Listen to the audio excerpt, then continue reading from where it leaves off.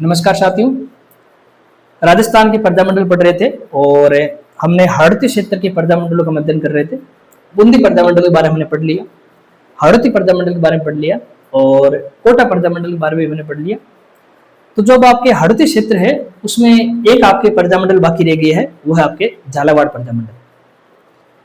बिल्कुल छोटा सा पर्दा मंडल है, ज्यादा इसमें घटनाएं नहीं है, ज्यादा इसमें सोचना ही नहीं है, लेकिन फिर भी जो भी सोचना जो भी घटनाएं है, चाहे फिर वो झालावाड़ सेवा समिति की हो, चाहे फिर मित्र मंडल समिति की हो, या फिर आपके सारब जो समाचार पत्र निकला उसकी बात हो, या फिर 1946 में जो राजस्थान का सबसे अंतिम या फिर हम कह सकते हैं दूसरे भाषा में राजस्थान का सबसे नवीनतम जो पर्दा मंडल था, नवंबर 1946 में गठित हुआ था। मांगीलाल भव्य और मकबूल आलम इसमें अध्यक्ष और उपाध्यक्ष की भूमिका निभा रहे थे। और कैसे फिर पर्दा मंडल ने राजनीतिक अधिकारों की मांग की और इन आपके पर्दा मंडल से पहले भी जितनी भी जो संस्थाएं गठित हुई है या मान लीजिए समाचार पत्र है, उसने झालावाड़ के अंतर्गत राजनीतिक चेतना को कैसे बढ़ाया, लोगों के अंतर्गत राजनीतिक अधिकारों को किस प्रकार से प्राप्त किया जाए, उसके लिए किस प्रकार से संघर्ष किया जाए, वो सारी चीजें कैसे इन राजनीतिक संगठनों ने आगे बढ़ाई, कैसे समाचार पत्र ने इस चीज को आगे बढ़ाया, और उन सारे जो प्रक्रियाएं हैं उन प्रक्रियाओं में कैसे झालावाड़ के शासक भवानी सिंह का आपका योगदान रहा, जो आपके 1899 से लेकर 1929 तक आपके शासक रहते हैं। भवानी सिंह की भी जो आपके सामाजिक उत्थान, चाहे वो अस्पृश्यता निवारण हो, चाहे फिर स्त्री शिक्षा के लिए कार्य करना हो, उन्होंने भी समय समय पर सकारात्मक आपकी भूमिका निभाई है, उनकी भी चर्चा करेंगे। बिल्कुल छोटा सा आपके पर्दा मंडल है, तो जो झालावाड़ पर्दा मंडल है जिसे हम राजस्थान का सबसे अंतिम या फिर आपके राजस्थान का सबसे नवीनतम पर्दा मंडल के नाम से जानते हैं, उसके बारे में थोड़ी सी चर्चा देख लेते हैं। तो भी बातें हैं यहाँ पर, ज्यादा मुश्किलात आपको पैदा नहीं होगी, सामान्य सी बात आपको याद रह जाएगी। थोड़ा सा आप नाम याद रखना यहाँ के शासकों के, जैसे एक नाम थोड़ा सा आप याद रखें, भवानी सिंह। भवानी सिंह के बाद में आप याद रखें थोड़ा सा नाम राजेंद्र सिंह, और इनके बाद में जो सबसे अंत में जिनके समय एकीकरण की प्रक्रिया होगी या भारतीय संघ में विलय होगा, वो होगी हरिश्चंद्र। भवानी सिंह 1899 से 1929 में शासक बनते हैं और फिर 1929 से 43 तक राजेंद्र सिंह, फिर 43 के बाद में आपके तो हरिश्चंद्र शासक होते हैं। तारीखें याद नहीं रखनी है, मैं तो ऐसे आपको यहाँ पर बता रहा हूँ, तो कोई याद है तो ठीक है, वरना कोई जरूरी नहीं है। और 1943 के बाद में फिर आपके हरिश्चंद्र शासक रहते। नाम मैंने इसलिए बताया क्योंकि भवानी सिंह का नाम हमें पढ़ना पड़ेगा। कहते हैं कि झालावाड़ में जो प्रारंभिक जागृति वाला काम है, राजनीतिक स्तर पर नहीं लेकिन सामाजिक और धार्मिक स्तर पर ही सही, भवानी सिंह ने अच्छा कार्य किया। उन्होंने अपने रियासत के अंतर्गत स्त्री शिक्षा को बढ़ावा दिया, जो बालिका शिक्षा है उसको बढ़ावा दिया। न केवल बालिका शिक्षा को बढ़ावा दिया, बल्कि जो छुआछूत की भावनाएं हैं, अस्पृश्यता जो एक प्रकार का जो अनैतिक कार्य है, वो उस कार्य के विरुद्ध उन्होंने आवाज उठाई और अपनी रियासत के अंतर्गत छुआछूत और अस्पृश्यता को अवैध घोषित किया। बालिका शिक्षा के लिए कार्य किया, महिला शिक्षा के लिए कार्य किया, स्त्रियों के उत्थान के लिए कार्य किया, सामाजिक और धार्मिक रूप से किस प्रकार से वो सशक्त बने उसके लिए उन्होंने काम किया। इसलिए हमें भवानी सिंह जी का नाम पढ़ना पड़ता है। और भवानी सिंह जी के कार्यकाल में विद्यार्थियों एक संगठन बना 1919 में, झालावाड़ सेवा समिति। इसलिए मैंने कहा था कि आप थोड़ा सा शासकों के नाम याद रख लेना भाई। जो झालावाड़ सेवा समिति है विद्यार्थियों, इस झालावाड़ सेवा समिति का गठन आपके भवानी सिंह के कार्यकाल में हुआ था 1919 के अंतर्गत। 1919 में जो ये संस्था बनी है विद्यार्थियों, हम देखते हैं इसके अंदर हमें दो व्यक्तियों के नाम नजर आते हैं। एक तो आपके श्याम शंकर, ये थोड़े से नाम आप याद रखना। दूसरे है विद्यार्थियों अटल बिहारी। ये अटल बिहारी वाजपेयी नहीं है, याद रखना, दूसरे व्यक्तित्व है, काम आपके मिलता जुलता ही है। श्याम शंकर और इनके बाद में अटल बिहारी, इन्होंने मिलकर झालावाड़ सेवा समिति गठन किया 1919 के अंतर्गत। और झालावाड़ के अंदर आप देखते हो विद्यार्थियों, जो प्रारंभिक जन जागृति का कार्य है, लोगों का नैतिक उत्थान है, लोगों को एक प्रकार से अपने अधिकार के प्रति सचेत करना हो, उनको एकजुट करना हो, संघर्ष करना सिखाना हो, ये शुरुआती काम विद्यार्थियों झालावाड़ सेवा समिति ने किया, जिसके गठन में हमें श्याम शंकर और अटल बिहारी का नाम नजर आता है। 1921 के आसपास विद्यार्थियों झालावाड़ के अंतर्गत एक पत्रिका का संचालन हुआ जिसको बोलते हैं सौरभ। अब विद्यार्थी कुछ पुस्तकों में इसका नाम सौरभ भी आता है, तो आप दोनों नाम दिमाग में रख लेना भाई कि भाई अगर ऐसा कोई नाम आ जाए। हालांकि इनका सवाल परीक्षा में पूछा गया है, तो इस पत्रिका के संबंध विद्यार्थियों आपके झालावाड़ से रामनिवास शर्मा, रामनिवास जो थे, उन्होंने इस पत्रिका का संचालन किया था, एक प्रकार संपादन किया था रामनिवास। तो अब विद्यार्थी जब भी कोई राजनीतिक आपके मांगों के समय किसी प्रकार के समाचार पत्र का आपके संपादन होता है, तो हमें एक बात समझनी पड़ेगी कि उसके पीछे कोई ना कोई आपके निश्चित उद्देश्य होता है। इस समाचार पत्र ने झालावाड़ के अंतर्गत राजनीतिक जन जागृति और राजनीतिक चेतना को बढ़ाने का काम, उसको प्रसारित करने का काम किया। लोगों की जो मांगे हैं, लोगों की जो समस्याएं हैं, उन समस्याओं को जो रियासती सरकार है, जो रियासती जो प्रशासनिक शासन है, उससे अवगत करवाया और आम जन को, और यह हम कह सकते हैं जो आम जन और जो रियासती जो आपके समर्थक अधिकारी हैं या फिर आपके पदाधिकारी हैं, उनके बीच का जो गैप है, जो संवाद नहीं हो रहा है, उस संवाद को बढ़ाने का काम विद्यार्थियों इस पत्रिका ने किया। तो जो शुरुआत में संगठन के रूप में जो कार्य झालावाड़ सेवा समिति ने किया, समाचार पत्र के रूप में वही कार्य विद्यार्थी सौरभ आपके सर्व समाचार पत्र ने किया। इसके बाद विद्यार्थी जो बाल गोविंद तिवारी है, ये भी थोड़ा सा नाम याद रखेंगे। 1923 के अंतर्गत बाल गोविंद तिवारी जी ने एक नया संगठन बनाया जिसको बोलते हैं मित्र मंडल। ये आपके राजनीतिक संगठन था और इसने भी आपके झालावाड़ के अंतर्गत राजनीतिक चेतना को उठाने का काम किया, लोगों के अधिकारों के लिए बात की, लोगों को अपने अधिकारों के प्रति सचेत रहने वाली बात की। तो आप देखोगे जो आपके जितनी भी सारी घटनाएं अभी तक हमने पढ़ी है, सारी घटनाएं विद्यार्थी भवानी सिंह के काल की है।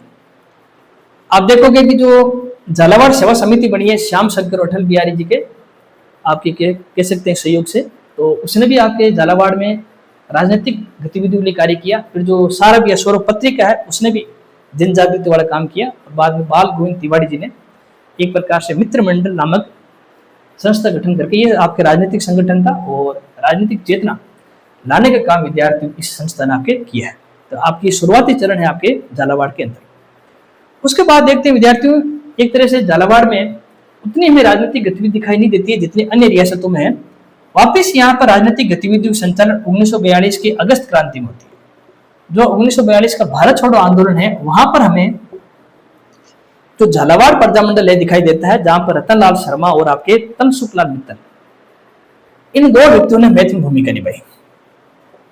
रतन लाल शर्मा, ये दोनों नाम याद रखना, और तनसुखलाल मित्तल,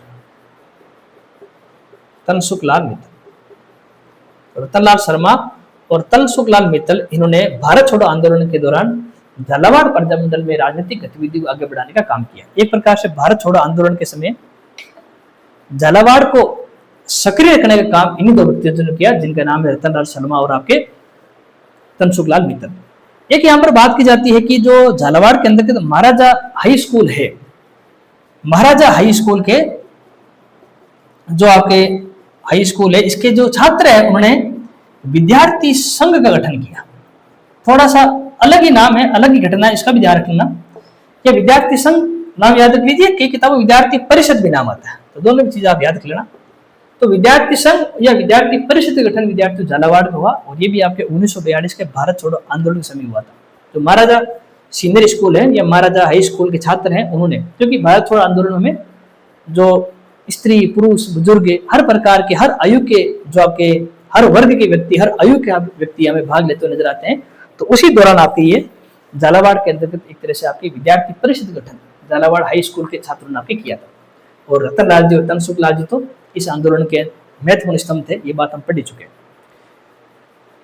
एक आपके परीक्षा में शायद कहीं पूछा गया था कि झालावाड़ के अंतर्गत खादी प्रचार काम किसने किया था 1942 क्रांति के समय, तो आप ध्यान रखना वो भी नाम यही है।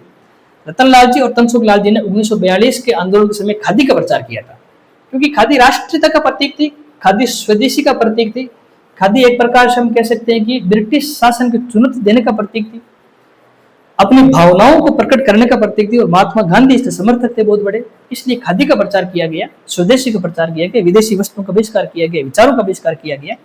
तो जो खादी प्रचार का काम भी विद्यार्थियों इन्हीं दो व्यक्तित्व ने किया था। 1942 के इस भारत छोड़ो आंदोलन के बाद में 1946 में जाकर, नवंबर 1946 में जाकर झालावाड़ प्रजामंडल गठन होता है। और हम कहते हैं कि 1946 के बाद में हमें राजस्थान में कोई भी प्रजामंडल गठित होता नजर नहीं आता है, इसलिए हम कहते हैं कि भारत राजस्थान का सबसे अंतिम प्रजामंडल कौन सा, आपके झालावाड़ प्रजामंडल। और झालावाड़ प्रजामंडल के बाद कोई नया प्रजामंडल बना ही नहीं, इसलिए सबसे नवीन प्रजामंडल भी कौन सा हो गया विद्यार्थियों, आपके झालावाड़ प्रजामंडल। झालावाड़ प्रजामंडल के जो अध्यक्ष हैं, उस अध्यक्ष की भूमिका विद्यार्थियों आपके मांगीलाल भव्य ने निभाई थी। कई बार इनका सवाल पूछ लिया गया। मांगीलाल भव्य, इन्होंने आपके झालावाड़ प्रजामंडल के अध्यक्ष की भूमिका निभाई थी, और जो उपाध्यक्ष बने थे उनका नाम था आपके मकबूल आलम। इस प्रकार से जो मकबूल आलम है वह आपके उपाध्यक्ष बन गए। तो मांगीलाल भव्य और मकबूल आलम के जो आपके नेतृत्व में ये झालावाड़ प्रजामंडल बना है। और ये जो सारी घटना आपके वहाँ के शासक हरिश्चंद्र के समय की थी। इसके बाद विद्यार्थी जैसे जैसे हरिश्चंद्र पर दबाव बढ़ता गया और राष्ट्र स्तरीय घटनाएं तेजी से आपके बनती गई, बिगड़ती गई, तो हरिश्चंद्र ने उत्तरदायी शासन की स्थापना कर दी। लेकिन एक बात आपको ध्यान रखनी है, जब उत्तरदायी शासन की स्थापना के लिए झालावाड़ के अंतर्गत मंत्रिमंडल बनाया गया था, तो उस मंत्रिमंडल में प्रधानमंत्री की भूमिका स्वयं हरिश्चंद्र ने निभाई थी। आपको ध्यान रखना है कि एक ऐसा शासक जिसने लोकप्रिय मंत्रिमंडल में प्रधानमंत्री की भूमिका निभा दी है, तो और कोई नहीं थे, झालावाड़ के हरिश्चंद्र ही थे। और उन्होंने अपने मंत्रिमंडल में कन्हैयालाल, मांगीलाल भव्य जैसे जो जन नेता थे, लोकप्रिय नेता थे, उनको भी स्थान दिया था। और फिर आप सभी जानते हो कि 15 अगस्त 1947 से पहले झालावाड़ भी भारतीय संघ में शामिल हो गया। और राजस्थान के एकीकरण का दूसरा चरण है राजस्थान संघ। उस राजस्थान संघ के एकीकरण आपके जो प्रक्रिया चली थी आपके, उस प्रक्रिया में झालावाड़ भी शामिल हो गया और राजपूताना का भाग बन गया। और बाद में जब एकीकृत राजस्थान बना, तो एकीकृत राजस्थान भारतीय संघ का अभिन्न हिस्सा बन गया। इस प्रकार से झालावाड़ के अंदर जो प्रारंभिक जो उत्थान का काम है, जागृति का काम है, स्वयं वहाँ के शासक भगवान सिंह ने किया था। उसके बाद में 1919 में झालावाड़ सेवा समिति बनी श्याम शंकर और अटल बिहारी के नेतृत्व में। तो सौरभ एसआर समाचार पत्र रामनिवास शर्मा जी का, उसने भी जन जागृति कार्य किया।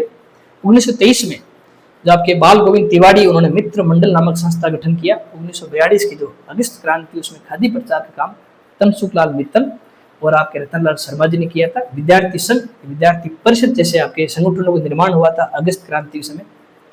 1946 के अंतर्गत मांगीलाल भव्य और मकबूल आलम जो क्रम से अध्यक्ष और उपाध्यक्ष बने, उनके नेतृत्व में झालावाड़ प्रजामंडल गठन हुआ। फिर 1947 के आसपास हरिश्चंद्र ने उत्तरदायी शासन की स्थापना कर दी, स्वयं प्रधानमंत्री बने। कन्हैयालाल, मांगीलाल भव्य जैसे व्यक्तित्वों को मंत्रिमंडल में स्थान दिया।